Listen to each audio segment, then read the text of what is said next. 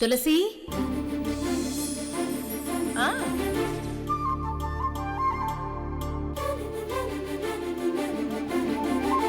ఒక్క విషయం గుర్తుపెట్టుకో, మహానటిగా నువ్వు ఎన్ని రంగులు మార్చి ఎన్ని వేషాలు వేసినా అన్నీ బయటపడతాయి.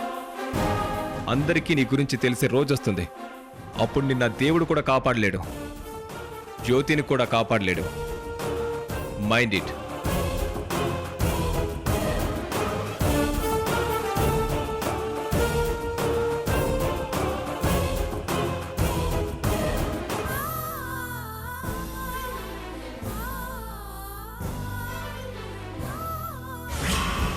అందరికీ నీ గురించి తెలిసే రోజొస్తుంది.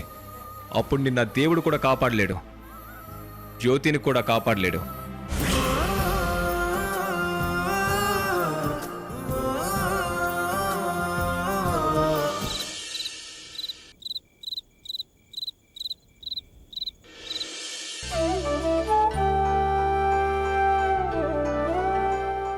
వదినా రా వదినా.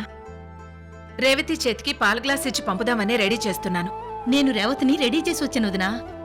కాసేపట్లో కిందికి వస్తుంది. హా, అయితే ఈరోజు అన్ని గ్రహాలు అనుకూలించినట్టే, అన్ని కలిసొచ్చినట్టే వదినా.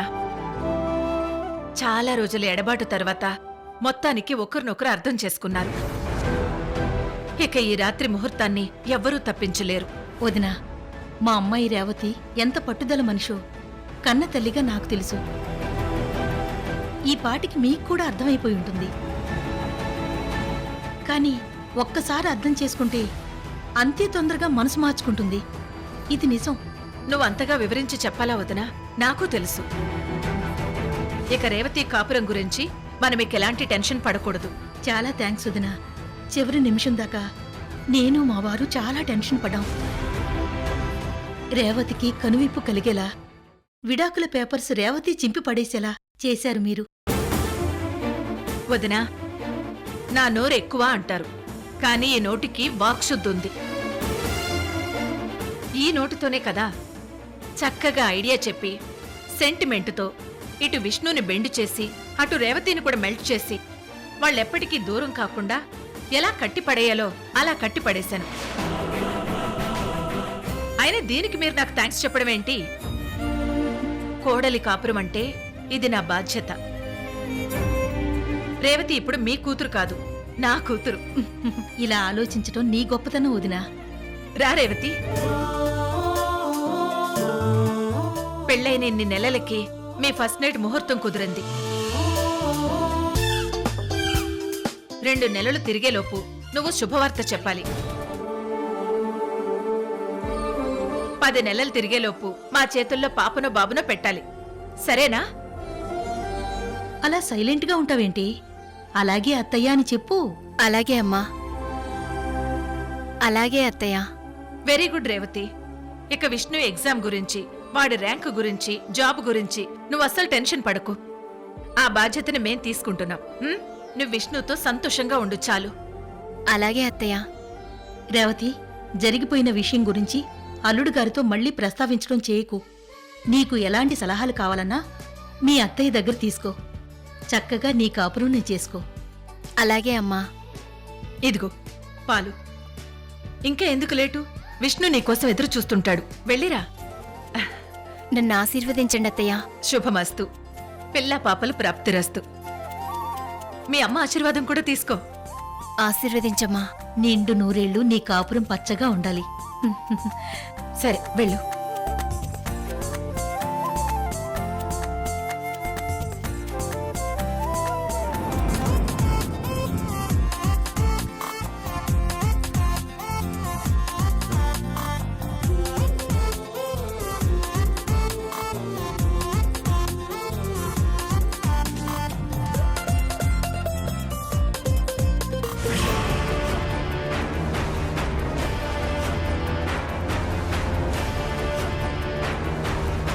ఈ రోజే మా ఫస్ట్ నైట్. నీకు ఆ అదృష్టం లేదు కదా. అలా వెయిట్ చేయి.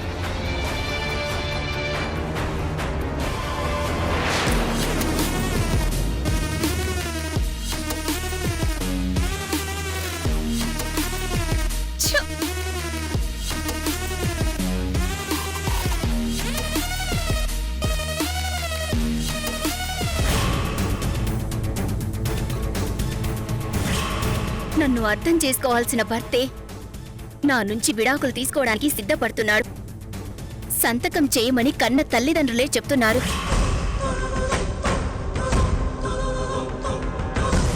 నా భర్త నలుగురిలో గౌరవంగా ఒక మంచి స్థానంలో ఉండాలని తప్పైపోయింది.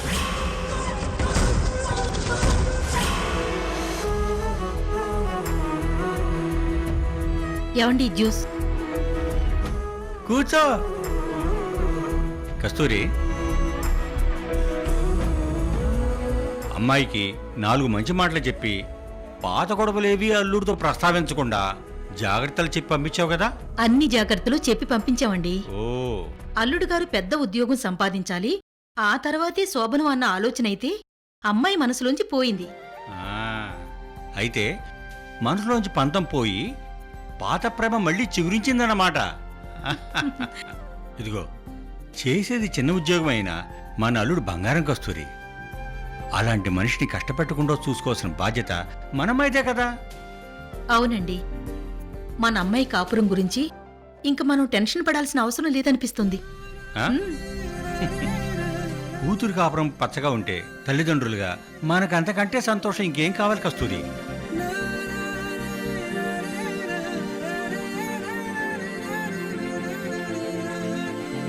కస్తూరి, ఈ ఆనందాన్ని షేర్ చేసుకో. ఉమ్, తాగు.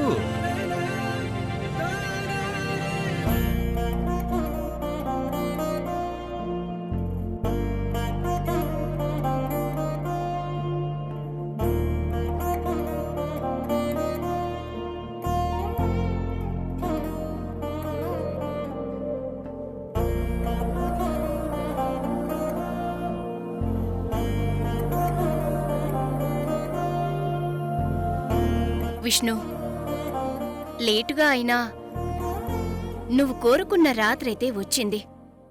ఇప్పుడు నీకు సంతోషమే కదా?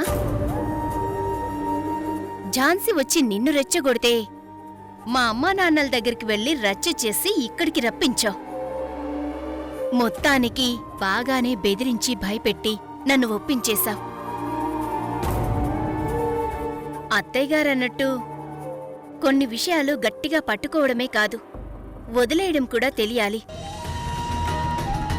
అందుకే నా ఆశల్ని వదిలేసుకున్నాను.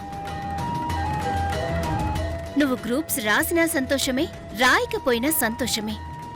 అంతా నీ ఇష్టం. ఈ రోజు నుంచి నిన్ను ఈ విషయంలో ఫోర్స్ చేయను. నువ్వు అటెండర్ ఉద్యోగమే చేయి. నీ తమ్ముడికి టీలు కాఫీలు ఇవ్వు. సెల్యూట్ కొట్టి ఫైల్స్ అందిస్తూ ఉండు. ఆ ఉద్యోగంలోనే ముసలోడి వైపు రిటైర్డ్ కూడా అయిపో. నాకు ఎలాంటి అభ్యంతరం లేదు.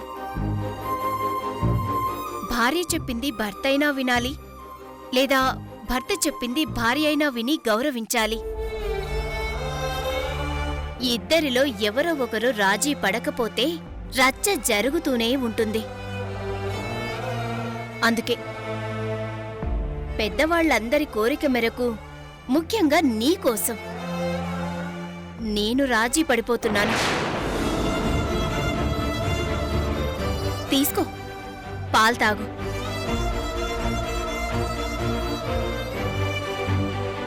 అరే, అదేంటి అలా పక్కన పెట్టేశావ్?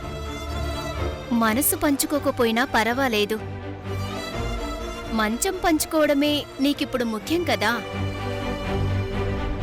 రేవతి, ఏమైంది? నేనేమైనా తప్పుగా మాట్లాడానా? అది నా ఉద్దేశం, భార్యాభర్తలన్నాక సంతోషంగా కాపురం చేయడమే ముఖ్యం కదా అని అంటున్నాను. ఈ మాటలు నువ్వు మనస్ఫూర్తిగానే అంటున్నావా? మనసేంటి, ప్రేమేంటి?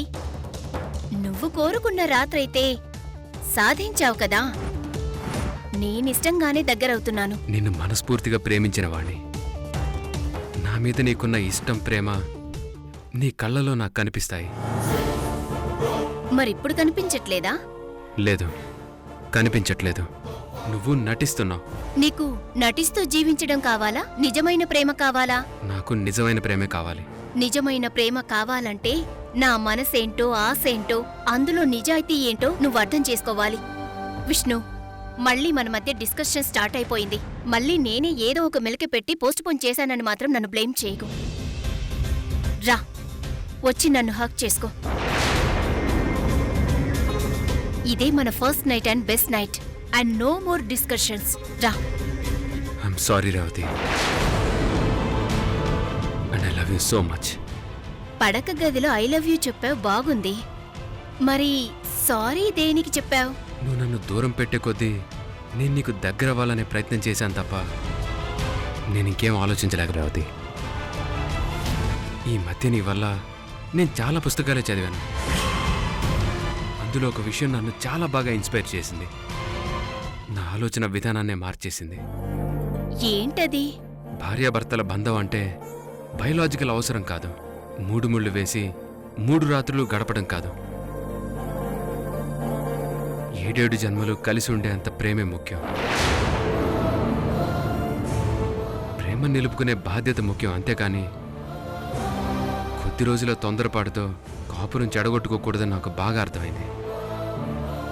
సో అందుకే నీకు సారీ చెప్తున్నాను. మళ్ళీ ఇదేంటి విష్ణు? రేవతి, కళ్ళు తెరుచుకొని నేను ఇది సంతోషంగానే చెప్తున్నాను.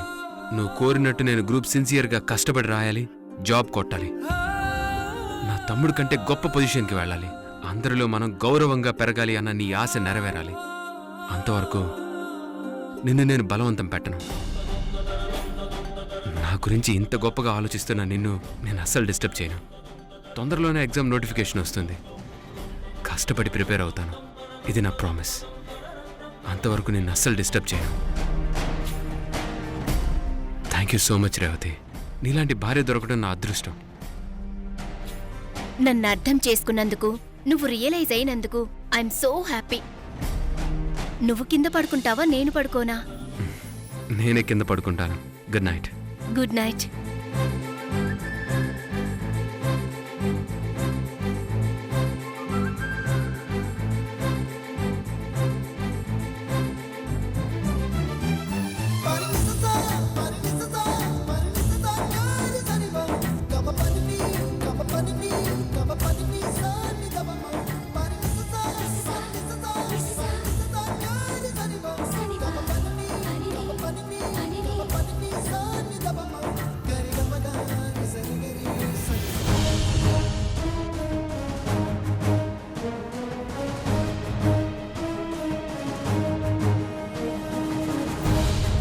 సరే, నేను మళ్ళీ చేస్తాను.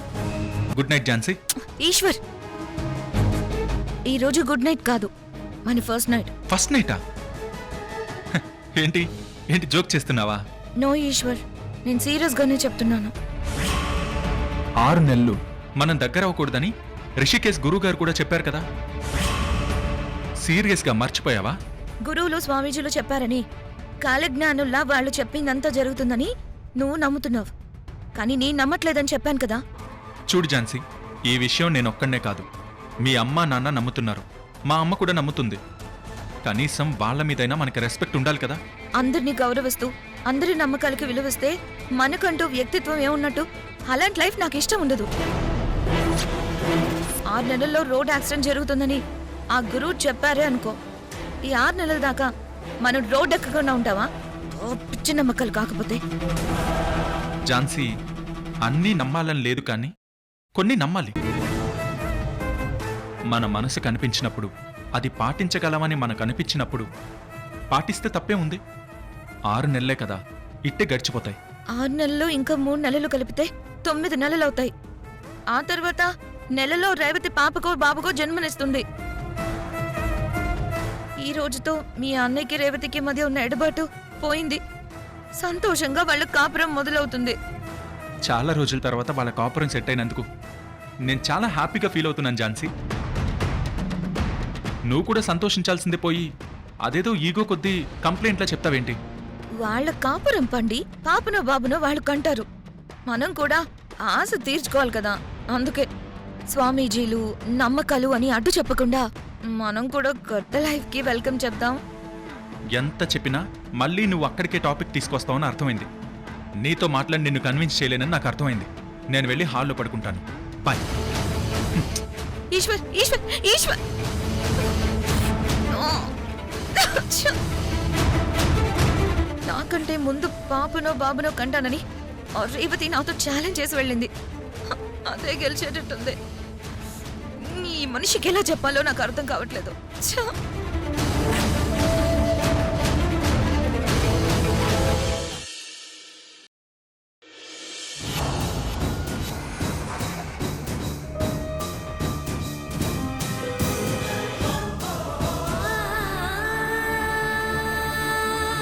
అరే ఈశ్వర్, సారీరా.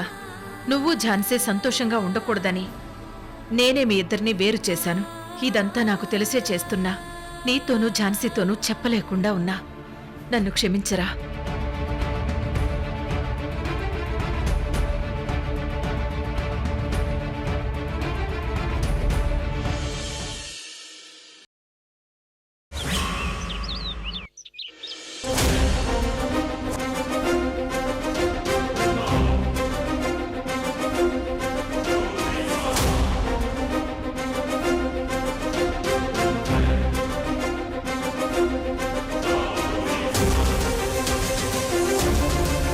కస్తూరి, ఈశ్వర్ ఏంటి ఇలా సోఫాలో పడుకున్నాడు? ఏమోనండి. రాత్రి ఏమన్నా ఝాన్సీతో గొడవ పడ్డాడేంటి?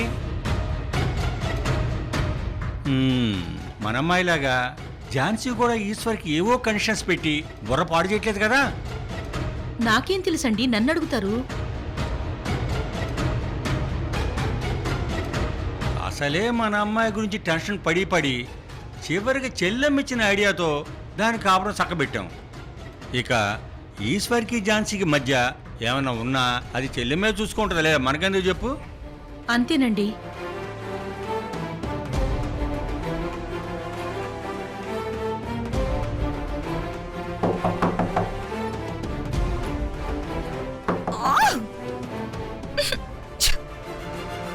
కాపురం చేద్దాం, పిల్లల్ని కందామని నేనంటే నన్ను అర్థం చేసుకోకుండా ఎవరో గురువుగారు చెప్పారని నన్ను దూరం పెట్టడం ఏంటో, రూమ్లో నుంచి హాల్లోకి వెళ్ళి పడుకోవడం ఏంటో.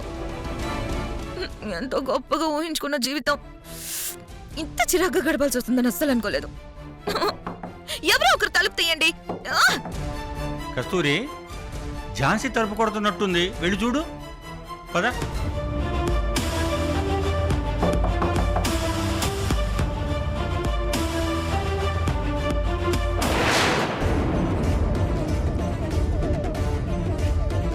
ఎవరి కంట పడితే పరువు పోతుందో వెళ్ళి వాళ్ళ కంట్లోనే పడ్డాం.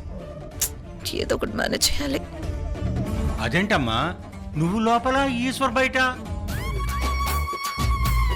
ఆ, ఏం చెప్పాలి అంకల్, ఆఫీస్ వర్క్ చాలా పెండింగ్ ఉందని అది కాస్త ఇంటికి మోసుకురావడం, రాత్రిళ్ళు నిద్రపోకుండా వర్క్ చేయాలని చూడడం, ఈ మధ్య ఇదే జరుగుతుంది. రాత్రి కూడా అదే చేయబోయాడు. నేను కాస్త కోప్పడి లైట్ ఆఫ్ చేశాను, అంతే. నా మీద కోపంతో హాల్లోకొచ్చి ఆ వర్క్ ఏదో కంప్లీట్ చేసుకొని సోఫాలో కునుకు తీస్తున్నాడు, అంతే.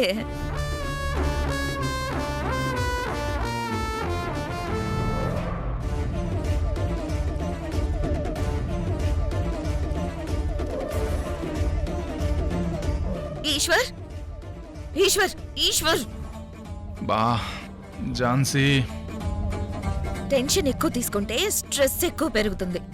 ఆఫీస్ వర్క్ దయచేసి ఆఫీస్లోనే కంప్లీట్ చేయి. అయినా నువ్వింత స్ట్రెస్ తీసుకొని పనిచేయాల్సిన అవసరం ఏంటి? ఝాన్సీ, నువ్వు మేనేజ్ చేస్తున్న విషయం నాకు అర్థమవుతుంది. ఇలాంటి వాటికి ఏం తక్కువ లేదు. ఏంటి అలా చూస్తున్నావు? ఇలా ఆలోచిస్తుంది నీ ఆరోగ్యం గురించే. నువ్వు ఇంత సిన్సియర్గా పనిచేస్తున్నావని నీకు పద్మశ్రీలు, పద్మవిభూషణ్లు ఇలాంటి గొప్ప గొప్ప అవార్డులేం రావు. వెళ్ళు, వెళ్ళి లోపలికెళ్ళి ఫ్రెష్ అవ్వు. అలాగే. Good morning uncle. Good morning.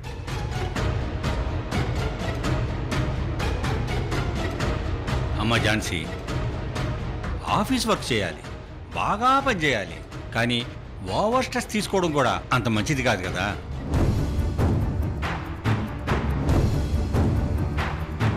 ఈమె ఒక బిడ్డకు జన్మనివ్వడం అనేది చాలా కష్టం. మీ అబ్బాయి కోడలు దగ్గరవ్వకూడదు. మాతృత్వం అనే ఆశ కోసం భార్యాభర్తలు కలిస్తే గర్భాశయంలో బేబీ ఫామ్ అయితే మాత్రం ఆమె ప్రాణాలకే ప్రమాదం.